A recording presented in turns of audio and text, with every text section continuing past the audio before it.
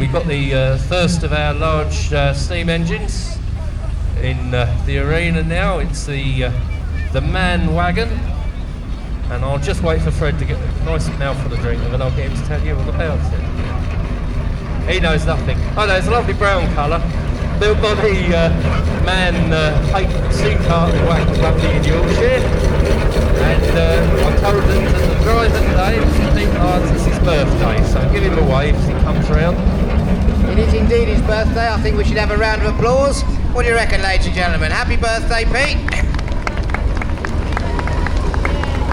So that's followed by a barrel tractor.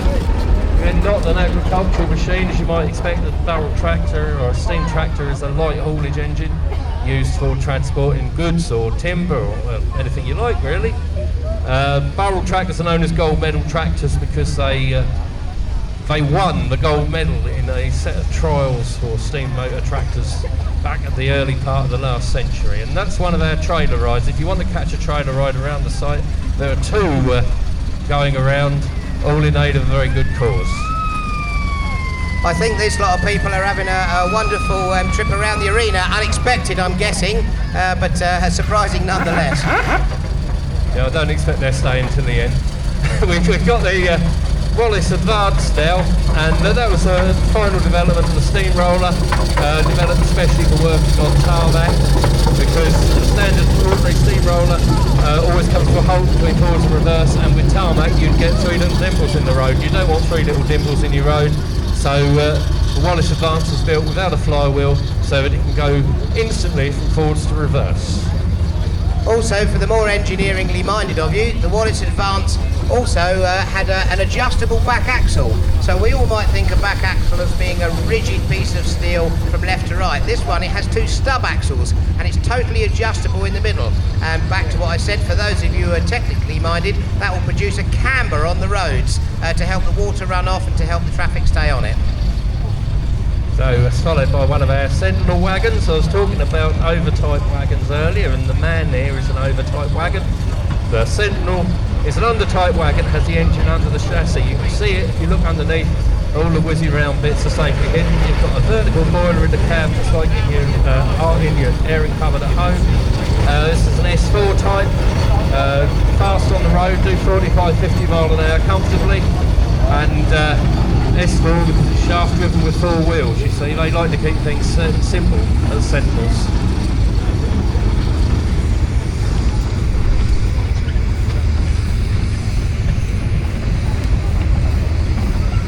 And that's followed by the Foden, another overtype wagon. The green one at the far end of the arena is a tipper, a three-way tipping wagon. You can see the ram down under the body at the back, and the body can be raised to the rear or to either side.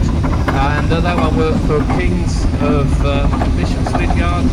They had a sale in the mid-80s of their derelict fleet of steam wagons, and I believe I'm right in saying they're all out and in steam now.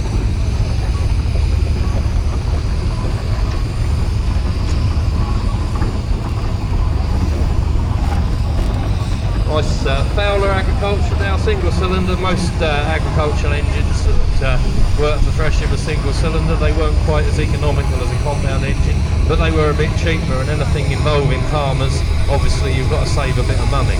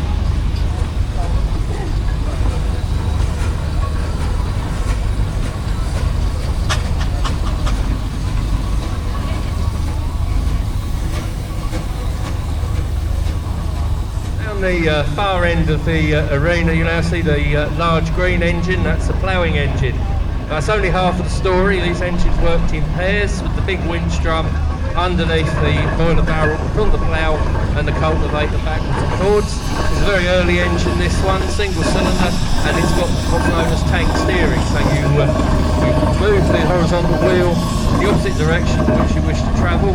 It's also got a brake on the steering, because if the front wheels hit a clod or a stone or something, it can spin the wheel around and throw you off the side of the engine, and we don't really want to do that today.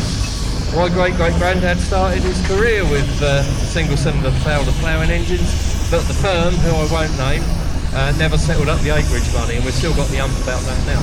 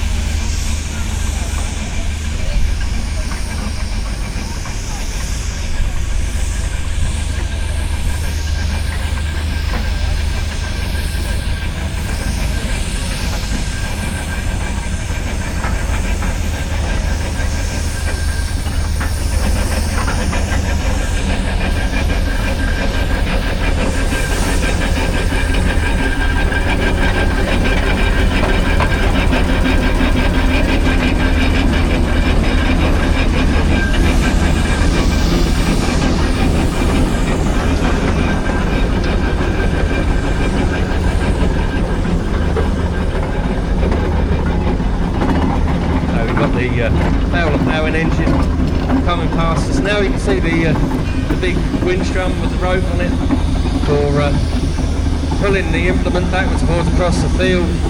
Mechanising ploughing was a bit of a headache for the great engineering minds back in the day, because of course you can't just take a ruddy great traction engine and charge it up and down across a field.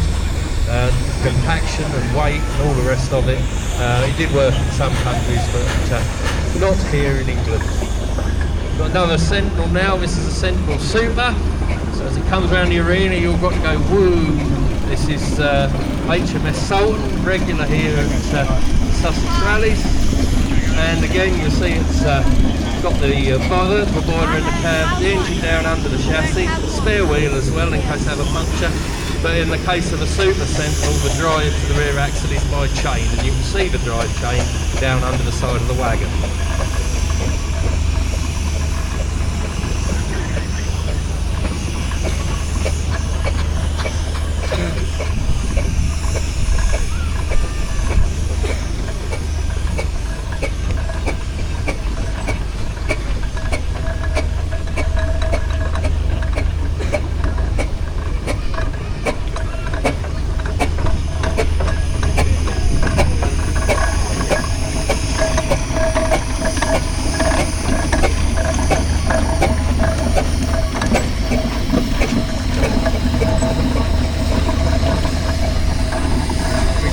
This is the massive baked potato oven now, the Garrett Olive, built as a superheated traction engine, but I don't think it worked very well because they pretty soon took the superheated coils out of the smoke box.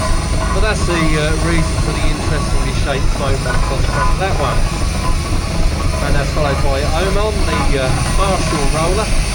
Aveling built all the rollers, but every other manufacturer had a go, and Marshall ones were popular, and this one, you see a lot of Marshall rollers have got the nice shaped cast rolls on it. It's also been fitted with rubbers, which is a lot nicer for road work.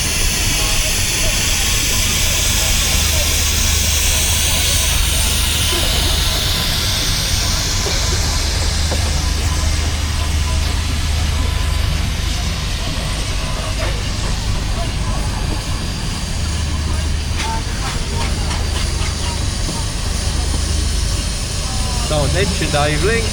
Now we've got some Aveling Barford first. So this is the late development of the steamroller. The last one of these wasn't built until about 1950, believe it or not, for export, although it wasn't sent. This one I had pointed out to you yesterday, it's got a Bedfordshire number plate. So you see all these engines, the majority of them, this one's a bit newer, so it's got 3 letters. But where you've got 2 letters, they denote the place where the engine was registered back in the day when different areas had their own registration areas, and TM just happened to have been Bedford. This roller's fitted with a scarifier. You can see down on the rear roll, your side here, and that is a tool for tearing up the road surface, which you might think on the face is not a very good idea. But in the days before they had tarmac, when the roads were made of hogging and water bound, the wheels of the traffic used to break the road surface up. You could use your scarifier, wind a couple of tines into the road and rip up the road surface, which will then be raked level, and then you could roll it again with the same machine. Another one of our alien rollers, this is Lydia, it's a compound roller, this one, overhead slide valve, and another engine fitted with a scarifier. They're an interesting part of the history of a roller, though for practicality they do make it difficult to put on lorries, or in the case of one friend of mine, if you manage to drop the tines into the local high street, it doesn't go down particularly well.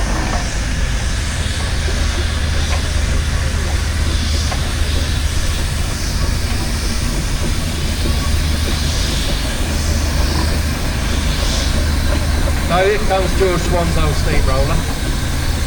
This is Southern Queen, an engine from Tinkers Park from the Claude Jessett collection, and it's an engine that started life as a tractor but spent many years in roller form working for Taylor Brothers of Wimbish.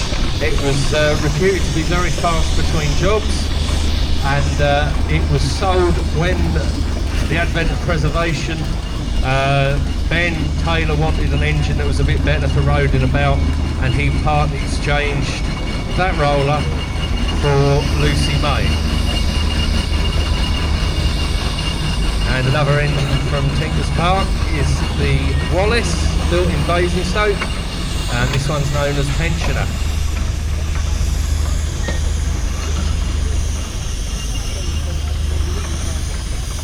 So Tinkers Park have a wide collection of traction engines. It was set up, Tinkers Park, by a guy called Claude Jessett many years ago, probably in the late 30s, early 40s, who was a guy who was very interested in steam engines and saw their preservation interest and speculated for the future with collecting these things. He collected many over a long period of time, and now has become a trust. It's become a trust. So the trust owns probably about 10, 12, maybe 15 steam engines.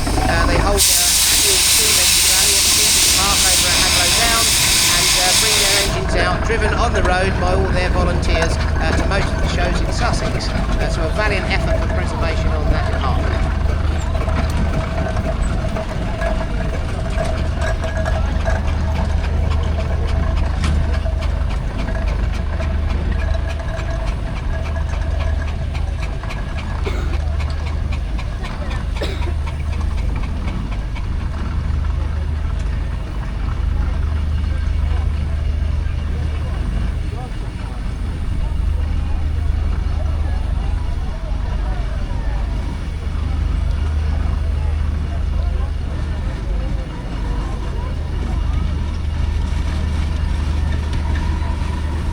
Another one of our Wallace engines, Mr. Whittaker's traction engine there, a local engine that worked in Billingshurst. I see he stopped to do a bit of firefighting.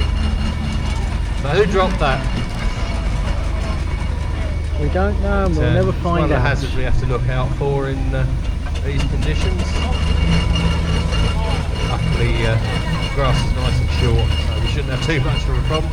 As I said, that's an engine that works in Billingshurst, and the reason for the slightly different chimney base is that it's actually a convertible engine that could work either as a traction engine or as a steamroller. It worked for a company called Carter Brothers of Billingshurst, who any of you steam engine enthusiasts who have been involved in the movement for the last 30 years, there was a guy called Jack Hampshire, and he wrote several books on the subject about working. I work with traction engines and the like, which were very popular with enthusiasts, and he used to work for Carter Brothers when he was an apprentice, and so this engine was one that used to work with him.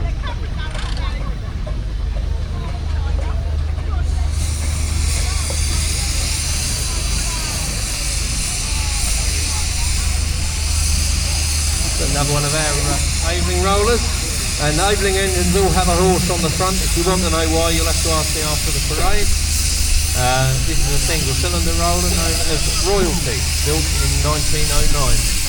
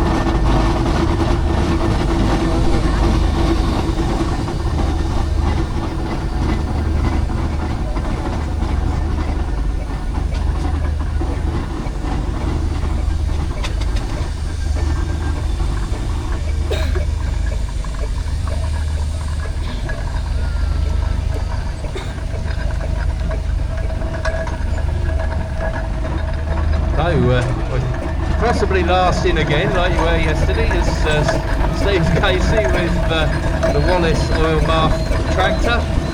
Wallace has had the idea of putting all the spinning whizzy bits inside a bath full of oil, so you can't watch it all disintegrate as you're tanking down the road.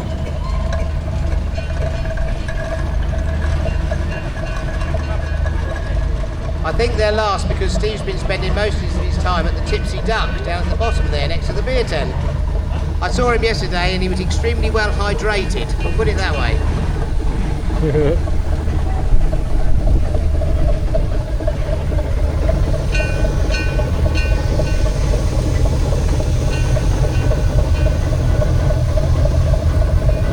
Well, what we're going to do, we're going to just let these last ones park up.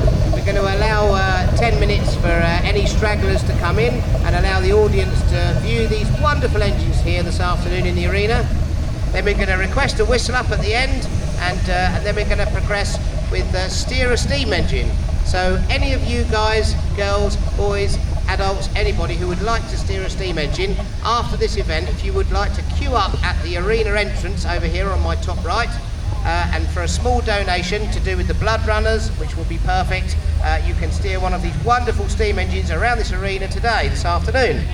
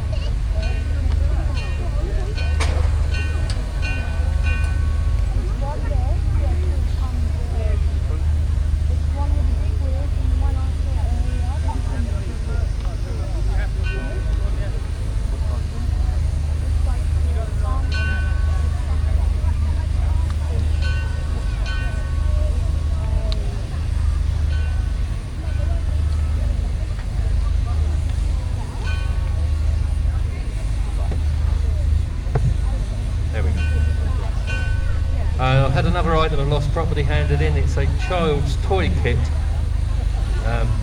Somebody might have strategically abandoned it because they didn't want to take it home, but if that's not the case and your child is looking for it, it's down here at the commentary point along with the blue hat I was handed in earlier.